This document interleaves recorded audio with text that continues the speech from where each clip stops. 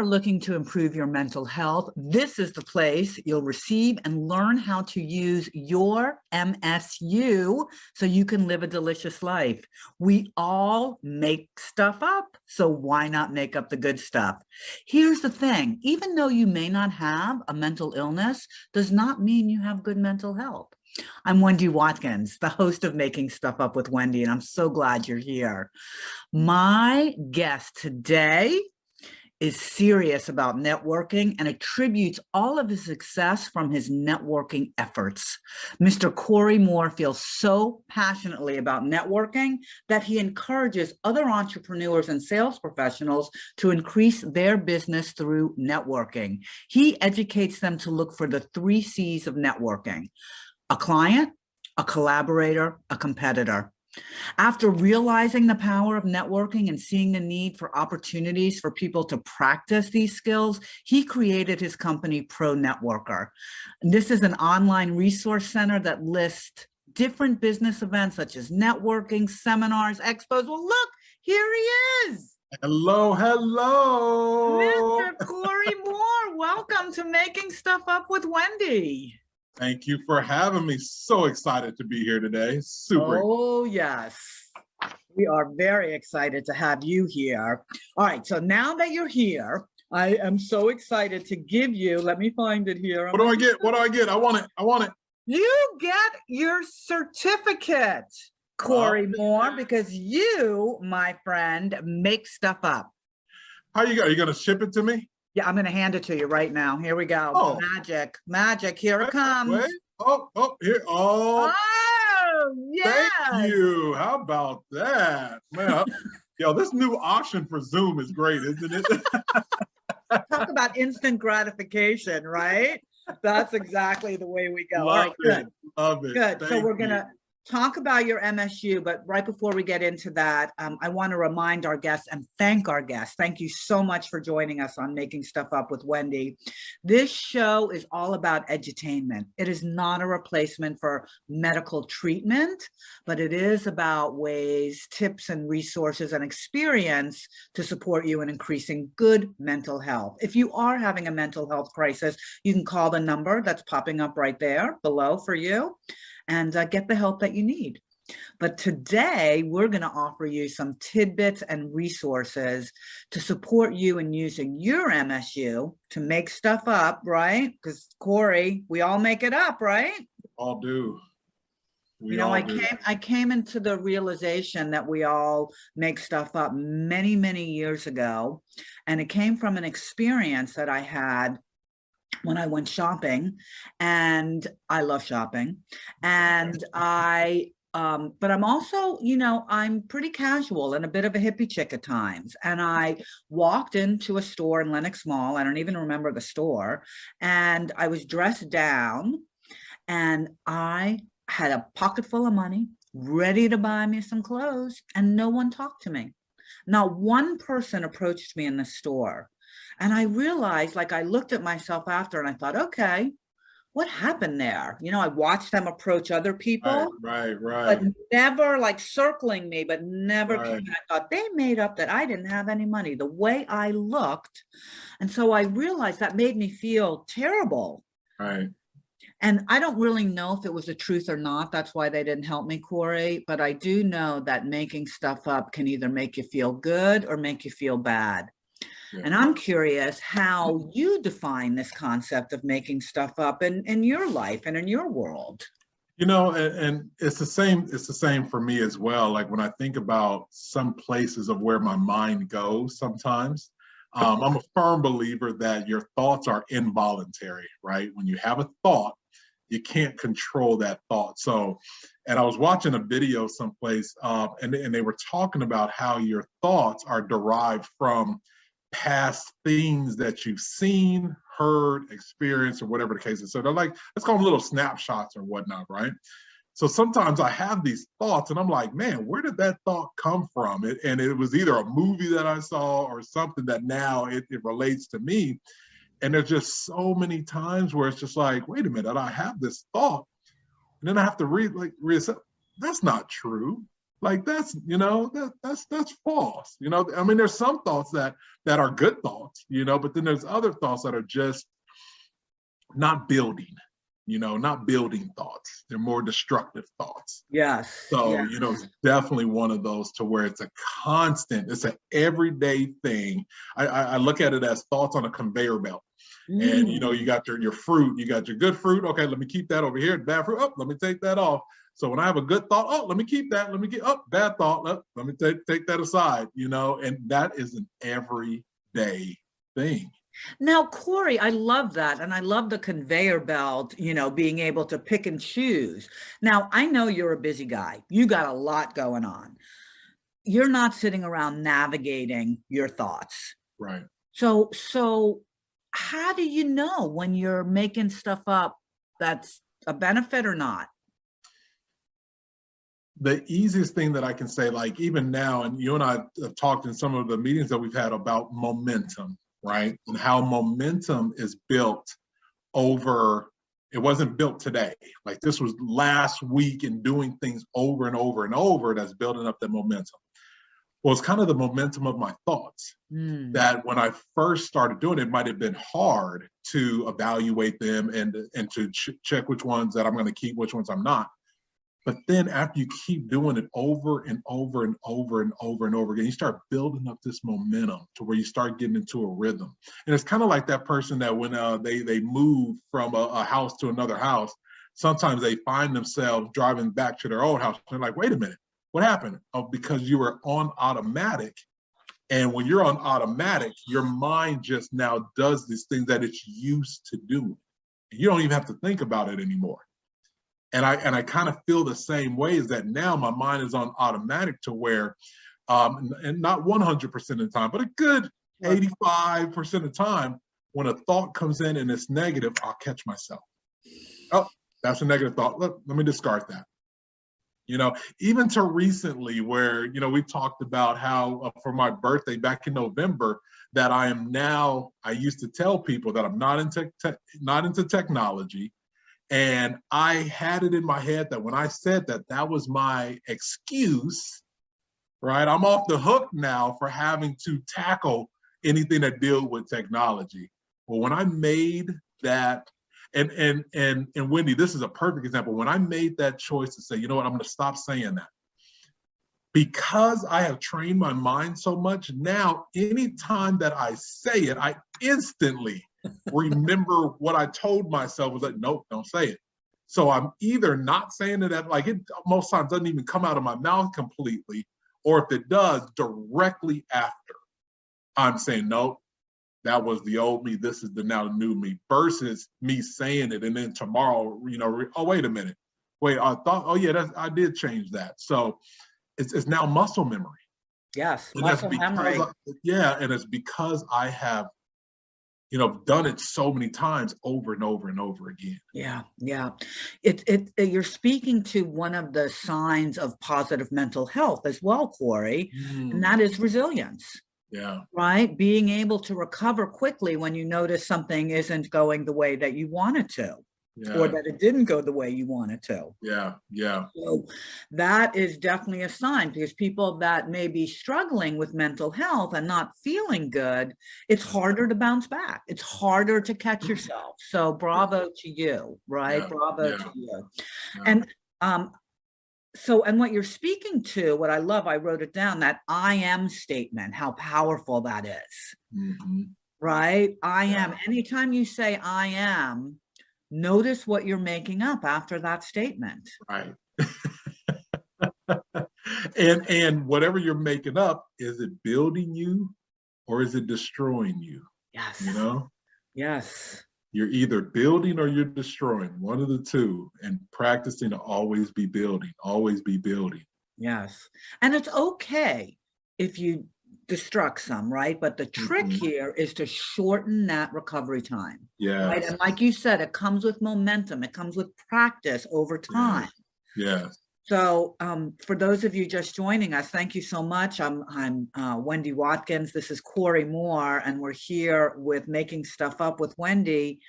And one of the things that we know is true is that we make stuff up. And so we're talking about making up the good stuff or not good stuff. So Corey, you're into networking. That's your thing for sure. Corey, network king. Yes. Cool. Yes. Right? That's it.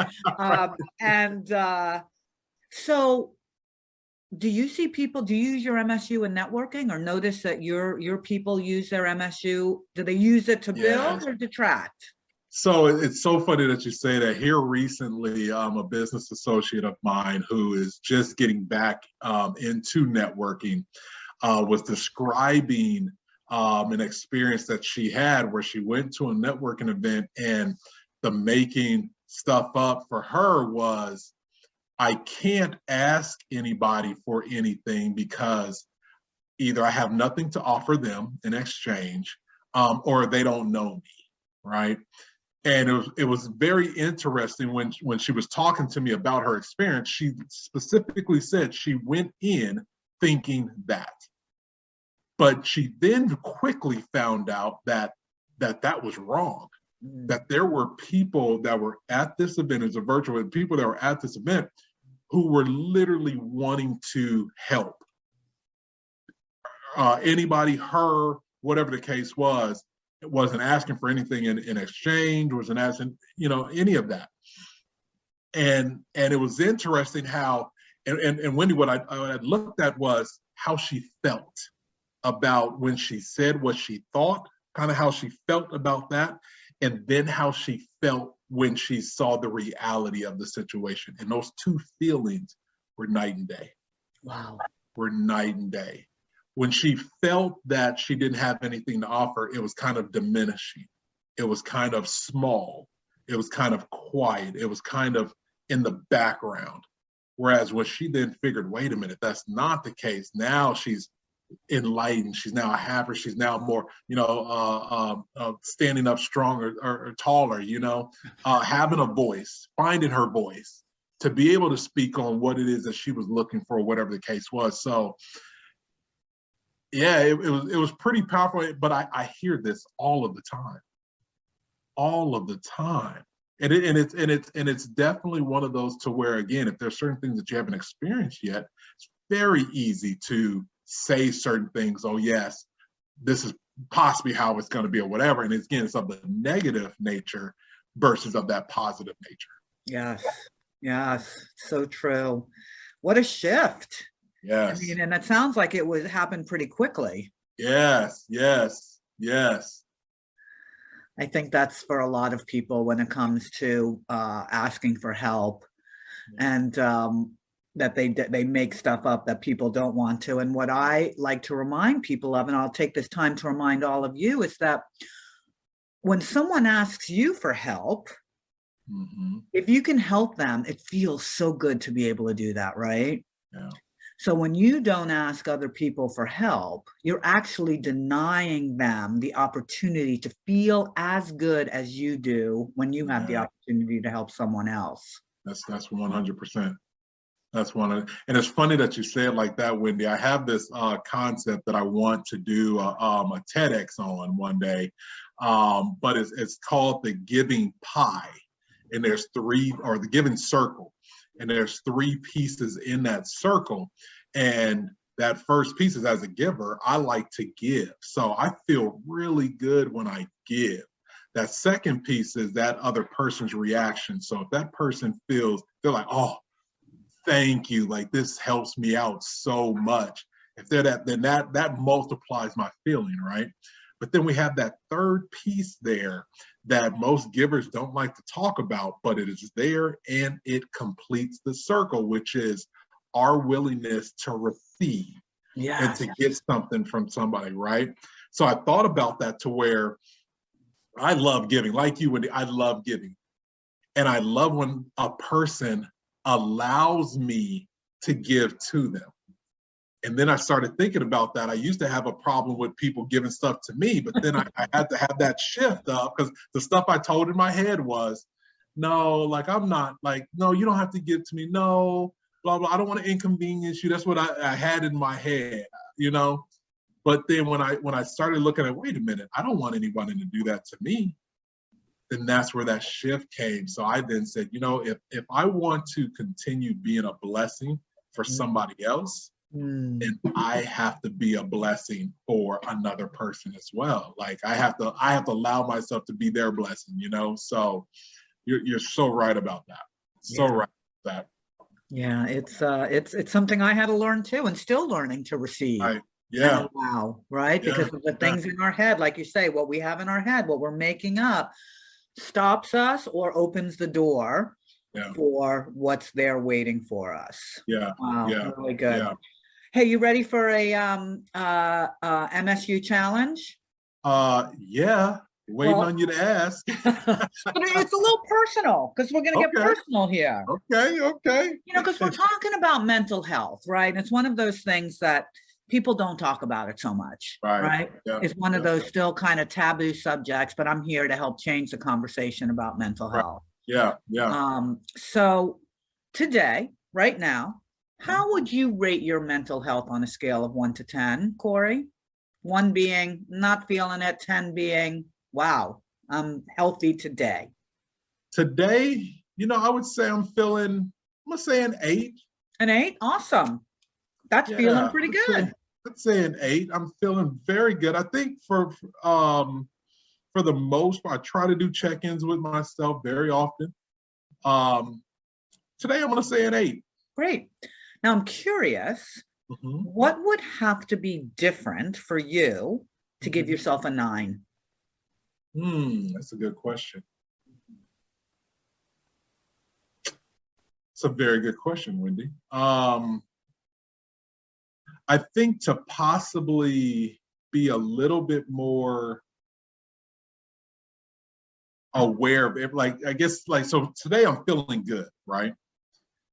But I'm busy today. So it's one to where I'm kind of on autopilot of feeling good, but I haven't really had the time to do let's call it a check-in with myself to figure out exactly how I'm feeling and maybe why I'm feeling this way. And I think for me, just as we're talking about it, I think to be able to talk about the why now solidifies it, right?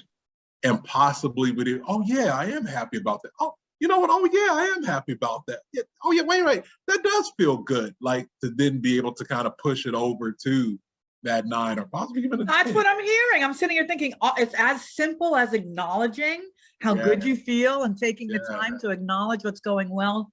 I think you just went to a 9. Yes. I'll totally accept that. And that's what totally I love about the MSU is that it's something that you can tap into quickly. Now, look, I just want to say to our listeners, and once again, thank you all for tapping in and listening. And please, if you're enjoying this conversation, subscribe to our channel and share it with someone else that you know may be interested in this conversation. Yeah. So when it comes into, I just totally lost my train. And it's gone. It's gone. It was here, it was good, and it was gone. So when it comes back, I'll bring it comes back. Oh my gosh. But it really is, this whole concept of being able to look at your mental health like your physical health. Yeah. Right. And for each of you right now, here's where I was going is you have the opportunity now to take the MSU challenge and rate yourself on how's your day going? How are you feeling today on a scale of 1 to 10? Yeah.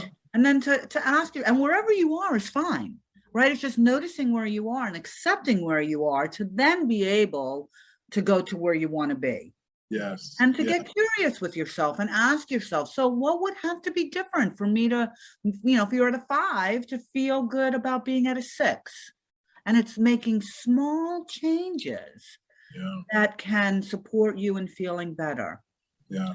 Something you said, Wendy, not to interrupt you, but it's okay wherever you're at right now. That is super important. Yes. With talking with people in business or even not in business, there's so much anxiety around, well, this is where I'm at today, but this is not where I want to be. No. anytime that you're getting in your car and you're going to a destination, you can type in that destination of where you want to be, but GPS is always going to ask, so where are you at right now?